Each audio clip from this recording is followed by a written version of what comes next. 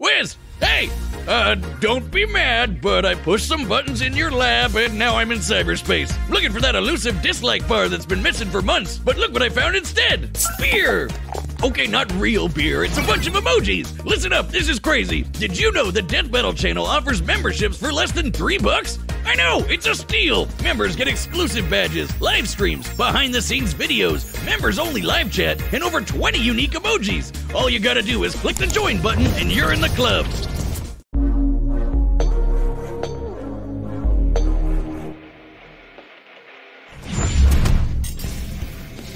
Tanjiro Kamado, the sun-breathing demon slayer swordsman. Jonathan Joestar, the very first JoJo who ever Jojed. These two anime monster hunters are as deadly with a blade as they are infinitely good-natured. But don't cross them, else they might leave you breathless. He's Wiz and I'm Boomstick. And it's our job to analyze their weapons, armor, and skills to find out who would win a death battle. Daisho Japan, an era of unparalleled progress and imperial domination. But this empire had a sickness, a rot at its core.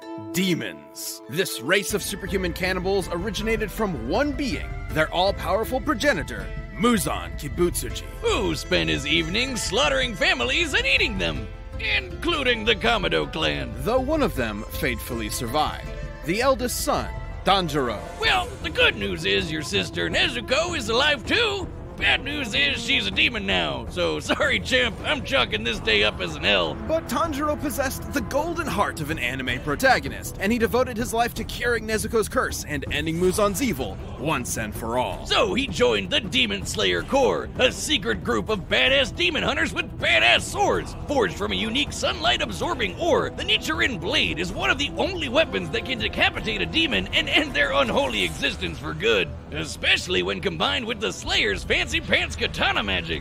It isn't katana magic. Okay, well, it's totally katana magic, but that's not what it's called. Yeah, it's breathing, which is so lame. Anybody can do that. Oh, God. I was wrong. The use of breathing is crucial to real-life martial arts. Deeper breaths massage the organs below the diaphragm, relaxing your body and lowering its energy requirement, while simultaneously giving you more energy to use. Tanjiro mastered this breathing shit so well, he could do it in his sleep.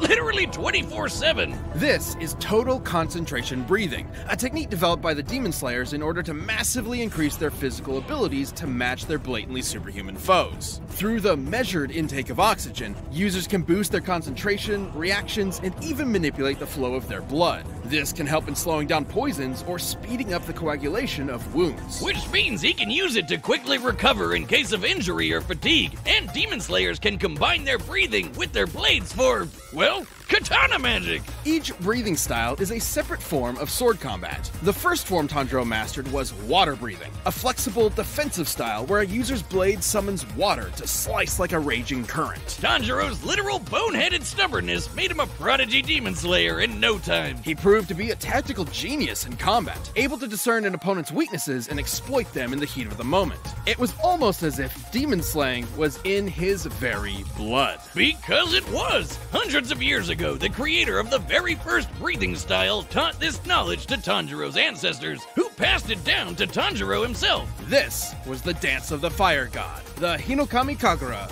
sun breathing. With sun breathing, Tanjiro's sword bursts into godlike flames that slow a demon's healing factor and can turn into a wicked fire dragon. Sun breathing increases Tanjiro's speed and power, but at a cost. It will quickly tire him out, and overuse could severely debilitate him. Which can also turn on this really distracting birthmark on his forehead. Through intense stress and exertion, Tanjiro can activate this Demon Slayer mark, which boosts his already crazy strength and speed even further. And gives him access to the see-through world. Basically, it slows down time for Tanjiro and gives him X-ray vision. This allows him such a precise understanding of his opponent's muscle movements that he can predict their future actions, sort of like a spider sense. He can even do the same with just his sense of smell. No Demon Slayer mark needed. Not only can his nose detect people from hundreds of yards away, it lets him find an opponent's opening in battle even easier than before. You'd think being an anime swordsman would make Tanjiro even edgier than his blade, but he's basically the group mom, with an innocent little cherub sweetness matched only by his raw badassery. Tanjiro is tough enough to survive being stabbed in the stomach,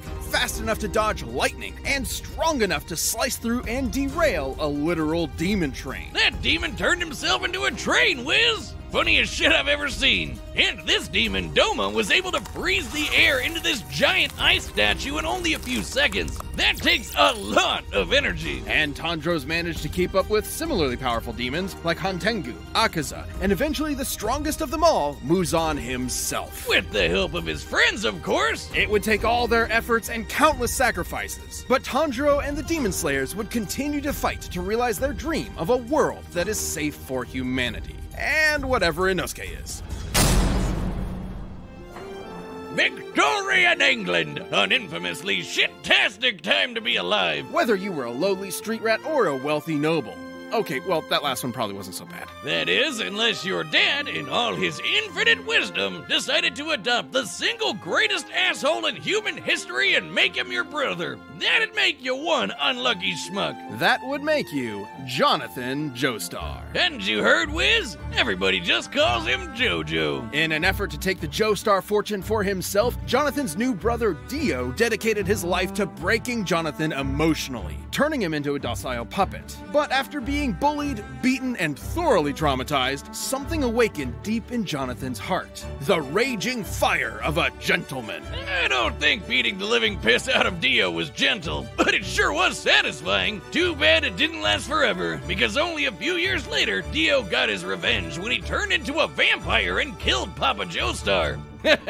Classic Dio. With Dio now bent on world domination, Jonathan would need more than his righteous fist to save the day. Yeah, he needed a creepy floating Italian man that punches frogs with the power of the sun. It wasn't just any creepy floating Italian man. It was Will Antonio Zeppeli, a practitioner of Hamon, an ancient martial art designed specifically to do battle against vampires like Dio. Through their breaths, Hamon users can blast a hot electric ripple out of their bodies and flood it into their opponents.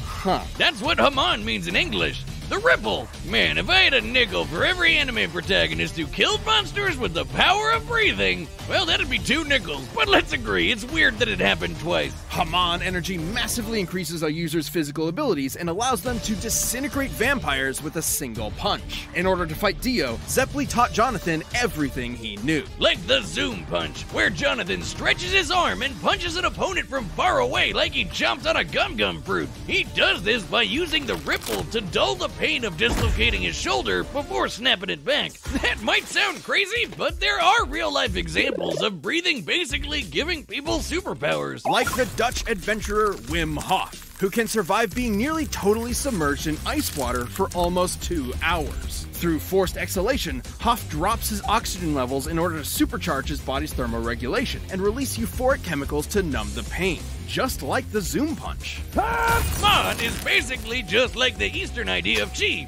voila! Which is circulated through the body by, what else? Breathing. And just like chi, it can do lots of crazy shit. Like walking on water, magnetizing plants, or controlling an enemy's muscles. It can even be transferred through solid surfaces like metal. And he can catch his fists on fire and slam you senseless with his patented Sunlight Yellow Overdrive. It'll leave any monster smiling and satisfied. Uh-huh. Jonathan took these skills as he, Zeppeli, and the definitely not just there for exposition Speedwagon invaded Dio's domain and waged war against an army of bloodthirsty zombies. Including Dio's right-hand monsters, Bruford and Tarkus. Tarkus was strong enough to rip entire boulders out of the ground and slice through a cliff with one swing. He could even snap JoJo's neck and cut our old pal Zeppeli in half. Rest in peace, creepy floating Italian man. Sorry you had to be born the mentor. Hope none of your relatives die horrifying death too. Before succumbing, Zeppeli's last act was to pass his ripple onto Jonathan, not only allowing him to heal his own broken neck, but also combine their energies together. And making JoJo strong enough to cut through Tarkus's giant arm. Not with his nifty new sword, Pluck, with his bare goddamn hand. With this power boost, Jonathan faced Dio once and for all, and fisted him with his raging hot ripple. Wait. Now, Fisted Dio was pretty impressive, considering Dio could later fight faster than light stands like Star Platinum. Hell, even other Ripple users like Joseph can dodge beams of light too. But more than his strength or speed, or even Hamon, Jonathan's greatest strength was always his intelligence and unstoppable determination. It was that burning drive for justice that defeated Dio all those years ago, and the same one that defeated him again. But this victory was bittersweet. He may be built like a brick shithouse, but Jonathan's got the personality of a golden retriever. Even after everything Dio did to him, all the lies and abuse and dad murder, Jonathan still loved him like a brother, and still cried those hot, wet 80s man-made tears. And even after Dio returned on Jonathan's wedding night to murder him and steal his body, Jonathan sacrificed himself so his wife and unborn child could escape. But he did not die in vain. His bloodline would continue throughout the ages, spawning a line of illustrious and bizarre heroes who would crush Dio's plans and save the universe. And they all had one thing in common: his name, JoJo. Wait, is the ripple his tip?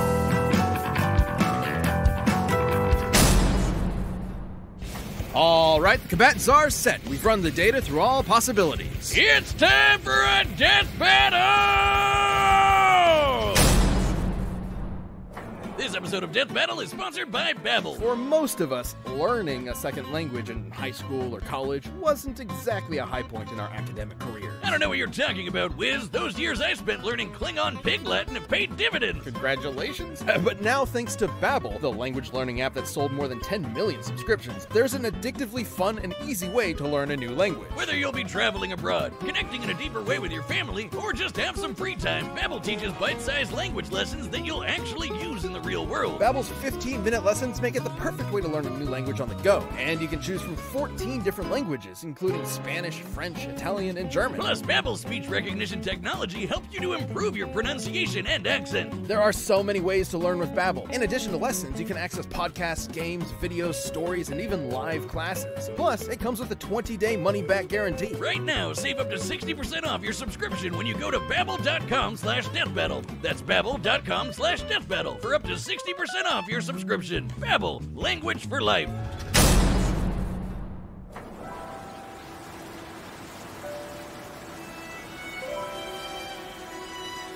Step aside! I've sworn to slay all of Dio's demonic minions. I don't know who you are, but you better leave her alone! You poor wretch, shackled by the chains of this harpy's insidious mind control. On my honor, as a gentleman, I will free you! Oh, I'm sorry, sir. Did you bump your head?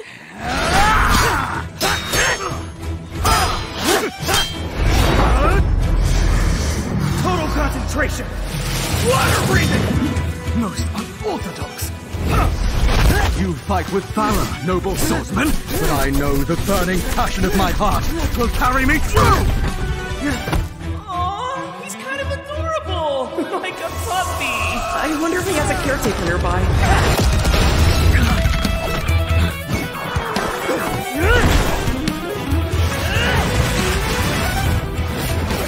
You're mine! Valiant footwork!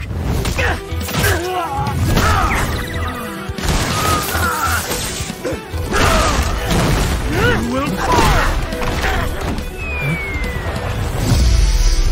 No kamikaze!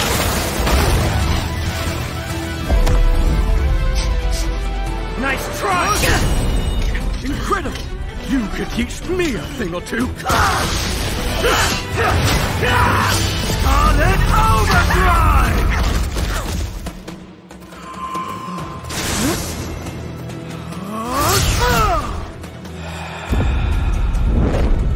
His breathing is carrying some kind of energy. Like me. And that means I know how to stop him. He's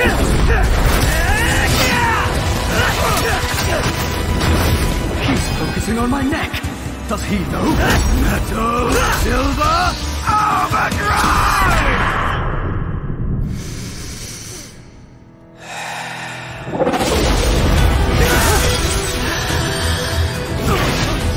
I've got you!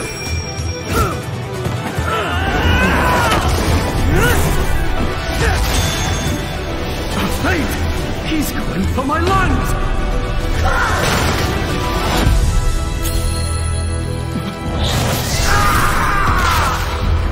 2 inches off. Did he dodge?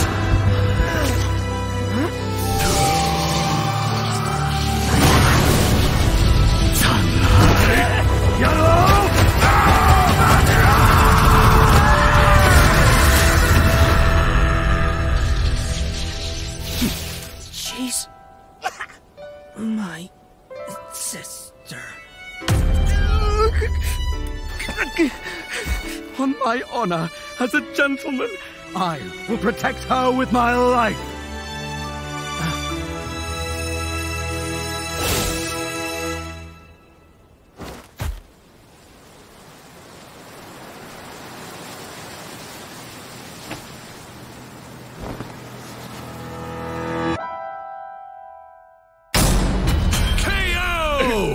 I'm not crying. I'm only crying really hard. Holy shit, hold me, bro. Please don't touch me. On paper, Tanjiro did initially seem to have more advantages in this bout. For sure. He'd been training for way longer than Jonathan, and with way more experienced teachers. Tanjiro's Demon Slayer journey took place over a couple of years, while Jonathan's Ripple training was less than a month. Tanjiro was obviously a superior swordsman with a variety of powerful techniques and katana magic, while Jonathan really only improvised as a swordsman. But that's where the advantages stop. Sure, Jonathan wasn't a natural swordsman, but he more than made up for it in hand-to-hand combat, while Tanjiro was pretty much out of options without a blade. Jonathan also had an edge in strength. Comparing Tanjiro to Doma and JoJo to Tarkus, Jonathan was over twice as strong. And while Tanjiro later fought the more powerful Muzan, Jonathan did the same with Dio. He was way faster too. While Tanjiro and his pals could dodge lightning, we can compare Jonathan to other Ripple users like Joseph, who could dodge light, which is over 3,000 times faster. That might seem crazy, but in Part 3, Dio was able to keep up with stands like Star Platinum, which can move faster than light.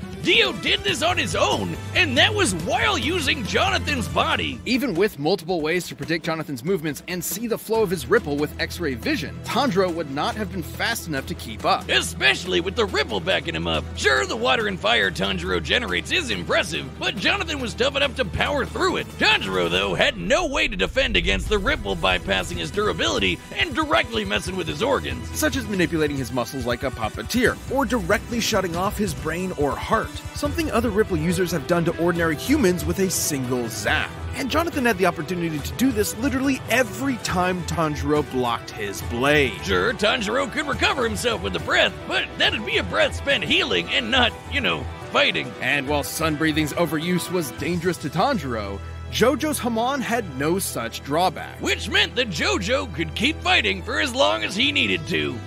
Tanjiro was never going to go down easy, but Jonathan's speed, Hamon, and righteous gentlemanly fists carried him to victory. Jonathan took Tanjiro's breath away.